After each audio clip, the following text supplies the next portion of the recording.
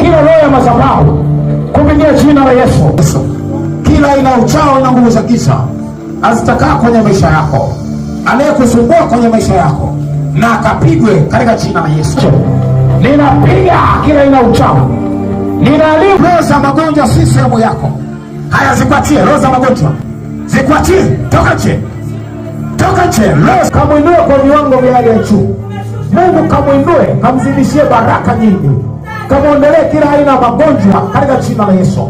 Familia yake ikainuliwe, familia yake ikainuliwe kupitia jina la Yesu. Ninatangaza tangu sasa hivi, atakwenda mashariki na kusini, atafanikiwa kupitia jina la Yesu. Adui zake wakakimbie kwa jina la Yesu. Wanaotaka kuzuia baraka zake, wanaotaka kuzuia uchumi, wanaotaka kuachilia magonjwa, wakapigwe. Mungu akafanye jambo kubwa kwenye maisha yako. Kuanzia sasa magonjwa hayatatajwa kwenye mwili wako. Mashtaka, Yesu, serikali yako unasema ipo. Leo ikasikie kilio cha baba huyu, leo ukasikie kilio cha mzee huyu.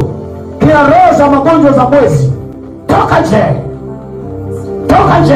Mungu kakumbuke mzee huyu, kakumbuke afya yake, kakumbuke hitaji la moyo wake.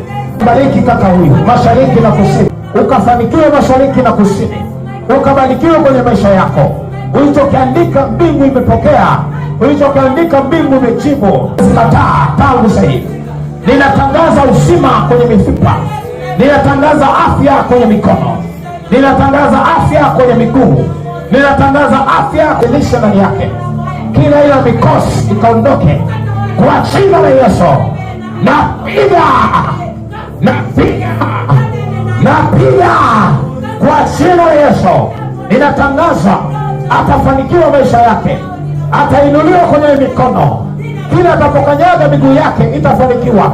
Waliozuia wanaachia katika jina la Yesu. Na kutabilia leo utaenda mashariki na kusini. Ninatangaza afya kwenye mikono, ninatangaza afya kwenye miguu, ninatangaza afya kwenye kiuno, ninatangaza afya kwenye kifua katika jina la Yesu. Alichokiandika ikawe hivyo katika ulimwengu wa mbingu na kiroho. Ninatangaza adui yako akadondoke, anayetafuta maisha yako, anayetafuta kuishi kwako, anayetafuta familia yako, yeyote adui anayekutafuta akadondoke kwa mamlaka ya jina la Yesu. Na alichokikusudia hakitatokea kwenye maisha yako. Uwe mzima kupitia jina la Yesu. Baada ya kutoka kwenye ibada hii, Mungu ataachilie matendo makuu ya kuinuliwa kwenye maisha yako. Amen.